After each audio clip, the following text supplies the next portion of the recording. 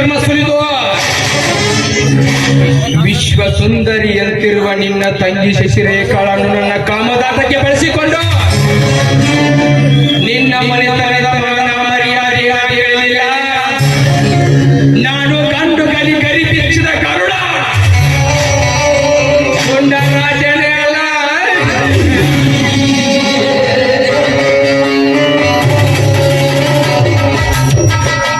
ದಿನಾಲು ಇದೇ ಮಾರ್ಗವಾಗಿ ತಾನೇ ಆ ಮರಣ ತಂಗಿಯ ಅಡಿಗೆ ಪತ್ತಿ ತಗೊಂಡು ಹೋಗೋದು. ಶಶಿರೇಖಾ ಇವತ್ತು ನಿನ್ನ ಬುತ್ತಿ ಬಿಚ್ಚುಣ್ಣಾಕ ಬುತ್ತಿ ಅಂದ್ರ ತಿನ್ನು ಬುತ್ತಿ ಅಲ್ಲ, ಯದಿ ತುಂಬಿಕೊಂಡು ನಿಂತಿರುವ ಅವಳ ಸೀದದ ಬುತ್ತಿ.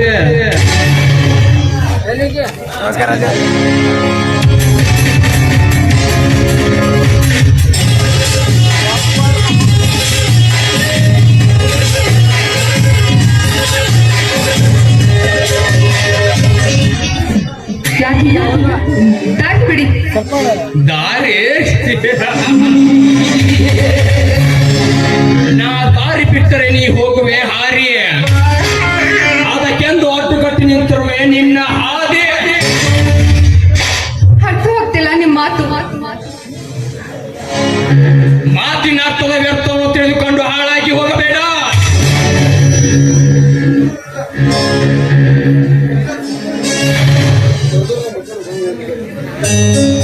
ನಿನ್ನ ದೂರದಿಂದ ಬರುವುದನ್ನು ನೋಡಿ ಹಕ್ಕಿಗೆ ಕಾಳಾಕಿ ಬಲಿವಟ್ಟಿ ನಿಂತಿರೋನು ಈ ಬೇಟೆಗಾರ. ನೋಡಿ ನೋಡಿ ನೋಡಿ, ನೀವು ಈ ರೀತಿ ಸುದ್ದಿ ಬಳಸಿ ಮಾತಾಡಿದ್ರೆ ನನ್ಗೇನು ಅರ್ಥ ಆಗೋದಿಲ್ಲ. ನಮ್ಮ ಅಣ್ಣ ಹೊಟ್ಟೆ ಹಸ್ಕೊಂಡು ಕಾಯ್ತಾ ಇದ್ದಾನೆ, ನಾನು ಬುದ್ಧಿ ತಗೊಂಡು ಹೋಗ್ಬೇಕು. ದಾರಿ ಬಿಡಿ. ಬೊತ್ತೆ ಲೇ ಶಶಿ, ಹಸಿದ ನಿನ್ನ ಅನ್ನಿಗೆ ಬೊತ್ತಿ ಒಯ್ಯುತ್ತಿರುವ ನೀನು ಬಿಸಿಲಿಗೆ ಬಗ್ಗದ ನಿನ್ನ ದಾರಿಯನ್ನು ಕಾಯ್ದುಕೊಂಡು ನಿಂತಿರುವ ಈ ರಸಿಕ ರಾಜನಿಗೆ ಬಡಿಸಿ ಹೋಗಬಾರದೆ ನಿನ್ನ ಬೊತ್ತಿಯನ್ನು. ಮಾತಾಡ್ತಾ ಇದ್ಯೋ? ನಾನು ನಿನಗೆ ದೇಹನ ಅರ್ಪಿಸ್ಬೇಕಾ? ನನ್ನ ನೋಡಿದ್ರೆ ಏನಂತ ತಿಳ್ಕೊಂಡಿದ್ಯಾ? ಮರ್ಯಾದೆಯಿಂದ ಹೇಳ್ತಾ ಇದ್ದೀನಿ, ದಾರಿ ಬಿಟ್ರೆ ಸರಿ, ಇಲ್ಲಾಂದ್ರೆ ಪರಿಣಾಮ ನಡ್ಸದಿರೋದಿಲ್ವೋ? ಪರಿಣಾಮ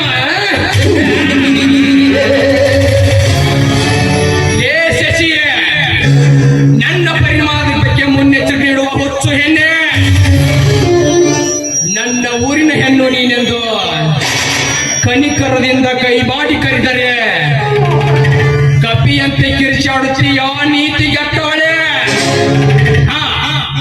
ಯಾರೂ ಇಲ್ಲದ ಈ ಕಾಡಿನಲ್ಲಿ ನನ್ನ ಕಾಮಕ್ಕೆ ಋಣಿಯಾಗುವೆಯೋ ಅಥವಾ ನಿಮಿಷದ ಕೆಲಸಕ್ಕೆ ಸಾಯುವವರೆಗೂ ಮರ್ಯಾದೆ ಕಳೆದುಕೊಂಡು ಬಾಳುವೆಯೋ? ಅಯ್ಯಯ್ಯೋ, ಅಣ್ಣ ನೋಡಿದ್ರೆ ಹೊಲದ ಹತ್ರ ಇದ್ದಾನೆ, ಚಿಕ್ಕಣ್ಣ ಹೊರಗಡೆ ಹೋಗಿದ್ದಾನೆ, ಇಲ್ಲಿ ನೋಡಿದ್ರೆ ದಾರಿಯಲ್ಲಿ ಯಾರು ಬರ್ತಾ ಇಲ್ಲ. ಈ ನೀಚನಿಂದ ಹೇಗಾದ್ರೂ ಪಾರಾಗ್ಲೇಬೇಕಲ್ವಾ? ಏನ್ ಮಾಡ್ಲಿ? ಏನ್ ಶಶಿ, ಯಾವ ರೀತಿ ಪ್ಲಾನ್ ಮಾಡಿ ತಪ್ಪಿಸ್ಕೋಬೇಕಂತ ವಿಚಾರ ಮಾಡ್ತಾ ಇದ್ದೀಯಾ ಏನು? ಅಯ್ಯಯ್ಯೋ, ನಿಮ್ಮಂತ ಒಳ್ಳೆ ಮನಸ್ಸಿರೋಗೆ ವಿರುದ್ಧವಾಗಿ ಮಾತಾಡದ್ನಲ್ಲ ಅಂತ ನನ್ ಮನ್ಸಿಗೆ ನೋವಾಗ್ತಾ ಇದೆ. ಅದ್ರ ಬಗ್ಗೆ ಯೋಚನೆ ಮಾಡ್ತಾ ಇದ್ದೀನಿ.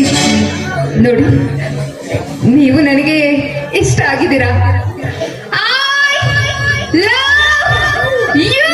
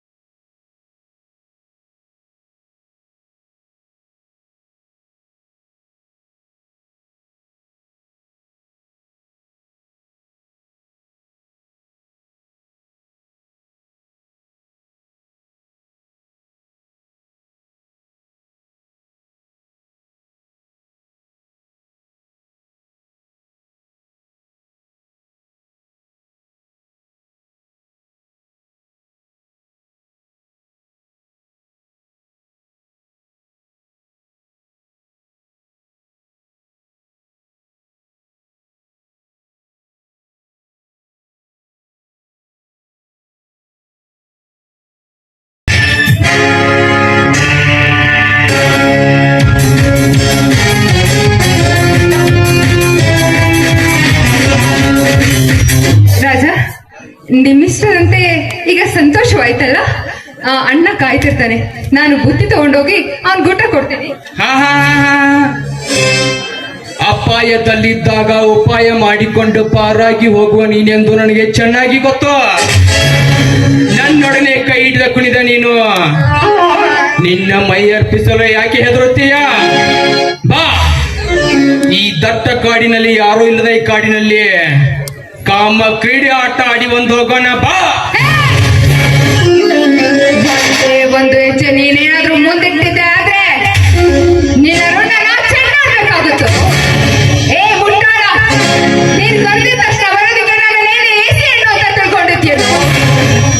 ಗರತಿ ಹೆಣ್ಣು ಮನ್ಸು ಮಾಡಿ ಗಟ್ಟಿತನ ಮಾಡಿದ್ರೆ ಕಾಡಾದ್ರೇನು ನಾಡಾದ್ರೇನು ನಿನ್ನಂತ ಕಾಮದ ಕತ್ತೆಗಳಿಗೆ ಕತ್ತೆ ಮೇಲೆ ಕುರಿಸಿ ಚಪ್ಪಲಿ ನೋಡ್ತಾರೋ ಚಪ್ಪಲಿ ನೋಡ್ತಾರೆ. ರತಿ ಮನಸ್ಸು ಗಂಡನ ಸುಖಕ್ಕಿಂತ ಮಿಂಡನ ಸುಖ ಪಡೆದು ನಾವೇ ಮಹಾನ್ ಕರ್ತೀರಿ ಎಂದು ಸಮಾಜದ ಮುಂದೆ ತೋರು ಮಾಡಿ ಈ ಸಮಾಜದ ಮುಂದೆ ಮೋಡಿ ಮಾಡುವ ಕೈಯಾಳಿರೆ ಅಟ್ಟಿಲ್ಲ ಇನ್ನ ಗರತಿ ಮನಸ್ಸಿನವರು. ಮದುವೆ ಮುಂಚೆ ಹಣವಂತದರಿಗೆ ಸಿಕ್ಕಲ್ಲಿ ಕಾಲೆತ್ತಿಕೊಂಡು ಕಾಮದ ತೀಟೆ ತೀರಿಸಿಕೊಂಡು ಪಿಂಡವನ್ನು ನದಿಯಲ್ಲಿ ಬಿಸಾಕಿ ಮತ್ತೊಬ್ಬ ಗಂಡಸಿನ ತಾಳಿ ಕಟ್ಟಿಸಿಕೊಂಡು ಬಂದು ಗಂಡನಿಗೆ ನಾಯಿ ಮುಟ್ಟಿದ ಎಂಜಲವನ್ನು ಬೆಳೆಸುವ ಬಂಡ ಹೆಣ್ಣುಗಳಟ್ಟಿಲ್ಲ ನಿನ್ನ ಜಗದಾಗ. ಈ ಸಮಾಜದಲ್ಲಿ ಅದೆಷ್ಟೋ ಹೆಣ್ಣು ಹೆತ್ತ ತಂದೆ ತಾಯಿಂದರು ತಮ್ಮ ಮಗಳು ಕಾಲೇಜಿಗೆ ಹೋಗಿ ವಿದ್ಯಾವಂತರಾಗಲೆಂದು ಕಾಲೇಜಿಗೆ ಕಳಿಸಿದರೆ ಪಾಠ ಹೇಳುವ ಮಾಸ್ತರ್ನೊಂದಿಗೆ ರತಿ ಕ್ರೀಡೆ ಆಟ ಆಡಿ ಕೊನೆಗೂ ಅವಳೊಂದಿಗೆ ತಾಳಿ ಕಟ್ಟಿಸಿಕೊಂಡ ಬಂದ ಬಂಡ ಹೆಣ್ಣುಗಳಿರ್ತಿಲ್ಲ ಇನ್ನೆಲ್ಲದಿ ಮಾಡಿಸಿದವರು. ಏ ಶಶಿ, ಬಯಸಿ ಬಂದ ಈ ರಸಿಕ ರಾಜನ ರಸಿಕತೆಯನ್ನು ತೃಪ್ತಿ ಪಡಿಸು ಬಾ ಚಲುವೆ ಬಾ.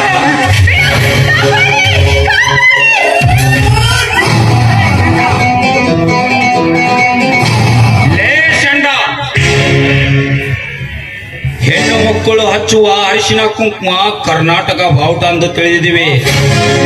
ಅಂತದರಲ್ಲಿ ಕರ್ನಾಟಕ ಬಾವುಟ ಮುಟ್ಟಿದ್ರೆ ಬಿಡಲ್ಲ, ಅಂತದರಲ್ಲಿ ನಮ್ಮ ಊರಿನ ಹೆಣ್ಣು ಮಕ್ಕಳನ್ನ ಮುಟ್ಟಿದ್ರೆ ಬಿಡ್ತೀವ? ಅಟ್ಟ ತಿಟ್ಟ ಕಡಿದು ನಮ್ಮ ಊರ ಅಗಸಿ ಬಾಗಿಲಿಗೆ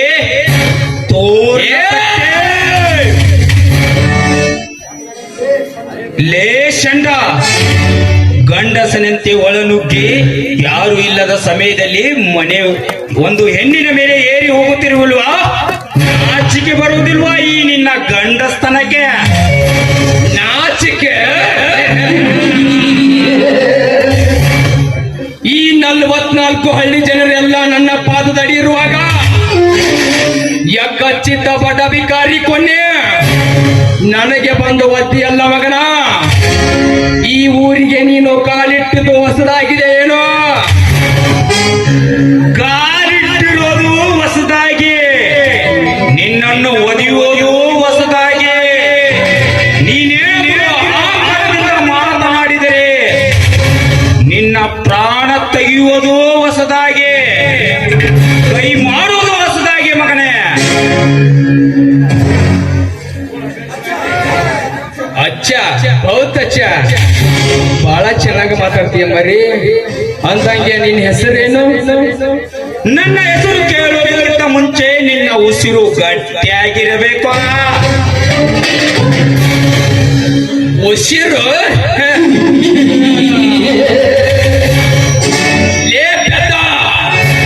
ಈ ಗಂಟೆಯ ಗಂಡಿಗೆಗೆ ವಸ್ತ್ರದಿಂದ ಹೊಡೆಯಲು ಕೂಡ ಕೊಂಚು ಕೂಡ ಕೊದಲಾರದು. ಹೇಳಲೇ ನಿನ್ನ ಹೆಸರನ್ನು?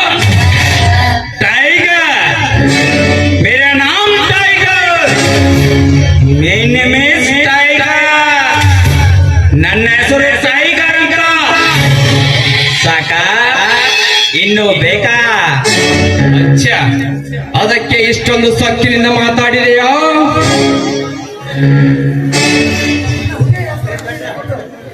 ಹುಲಿ ಹೆಸರು ಇಟ್ಕೊಂಡು ಮಾತ್ರಕ್ಕೆ ಕಾಡಿನಲ್ಲಿ ಇರುವ ಹುಲಿಯನ್ನೇ ಮಾನವರ ನೆತ್ತರವನ್ನೇ ಹಸುವಿದ ಎಚ್ಚಲ ಮಗನ. ನಾನು ಒಮ್ಮೆ ಮನಸ್ಸು ಮಾಡಿದರೆ ನಿನ್ನಂತ ಹುಲಿಯನ್ನ ಬೇಟೆಯಾಡೋ ಹುಲಿಯನ್ನ ನನ್ನ ಪಂಜರದಲ್ಲಿ ಹಾಗೆ ತಂತಿನೆತ್ತಿ ಸಾಯುವಂತೆ ಮಾಡುತ್ತಾನೆ. ಗಂಜೆ ಲೇ ರಾಜ, ಕಾಡಲ್ಲಿ ವಾಸಿಸುವ ಹುಲಿಗೆ ಹಸುವೆ ಆದರೆ ಸಾಕು. ಸಿಕ್ಕ ಸಿಕ್ಕ ಪ್ರಾಣಿಗಳ ಬೇಟೆಯಾಡಿ ಅದರ ಮಾಂಸವನ್ನು ತಿಂದು ತನ್ನ ಹಸುವನ್ನೇ ಈಡೇರಿಸಿಕೊಳ್ಳಬೇಡುತ್ತೆ. ಈ ಹುಲಿಗೆ ಹಸುವೆ ಆದರೆ ಸಾಕು, ಕಾಡ ಪ್ರಾಣಿಗಳ ಮೇಲೆ ಬೇಟೆಯಾಡೋದು. ನಿಮ್ಮಂತ ಮನುಷ್ಯರನ್ನು ಬೇಟೆಯಾಡಿ ನಿಮ್ಮ ವಂಶರನ್ನ ಮಾಂಸ ತಿನ್ನುವ ಕ್ರೂರ ಹುಲಿ ನಾನು. ಕ್ರೂರ ಹುಲಿ?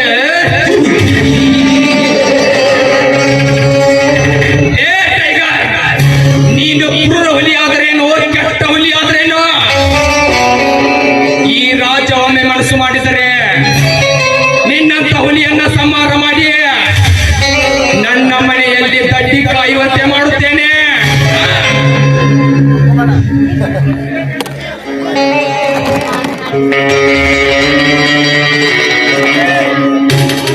ದಡ್ಡಿ ಕಾಯಂತೆ?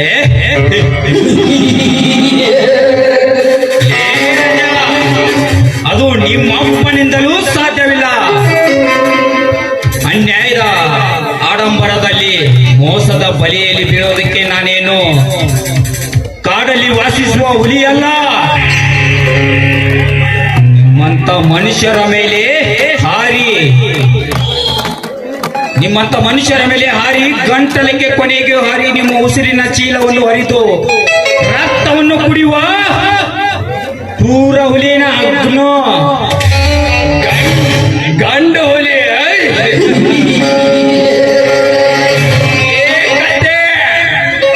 ಈ ಬಿಲ್ಡ ಹುಲಿಯ ಮುಂದೆ ನೀ ಗಂಡು ಹುಲಿ ಅಂತ ಗರ್ಜಿಸಬೇಡ. ಇವತ್ತು ಈ ಸಿಂಹಕ್ಕೆ ಹಸಿವಾಗಿಲ್ಲ, ಬೇಟೆ ಆಡೋ ಆಸೆನಿಲ್ಲ ಅನ್ಕೋತೀನಿ. ಆದ್ರೆ ಮುಂದೊಂದು ದಿನ ಈ ಬೆಡಗಿಗೆ ಒಡೆಯ ನಾನೇ ಅನ್ನೋದು ಮರಿಬೇಡ. ಸೀತೆಯನ್ನು ಕಟ್ಟಾಡಿದ ರಾವಣ ಶಬ್ದದಂತೆ ಇನ್ನು ಮುಂದೆ ನನ್ನ ಗುರಿ ಅದೇ. ಇವತ್ತು ಇವಳನ್ನ ನೀ ಪಚ್ಚ ಮಾಡಿರ್ಬೋದು, ಆದ್ರೆ ಮುಂದೊಂದು ದಿನ ಇವಳನ್ನು ಹೊತ್ತೊಯ್ದು ಇವಳ ಕಾಯವನ್ನು ಅನುಭವಿಸುತ್ತಿದ್ದರೆ ನಾನು ಗುಂಡ ರಾಜನೇ ಅಲ್ಲ.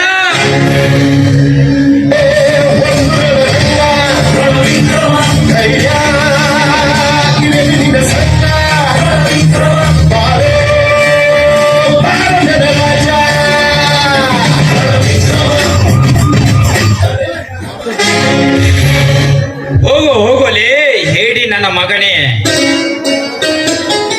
ಅಣ್ಣ ನಡೀರಿ, ನಾವು ಹೋಗೋಣ. ನಡೆಯಮ್ಮ ತಂಗಿ, ನಿನ್ನನ್ನು ಹೊಲದವರಿಗೆ ಬಿಟ್ಟು ಬರುತ್ತೇನೆ.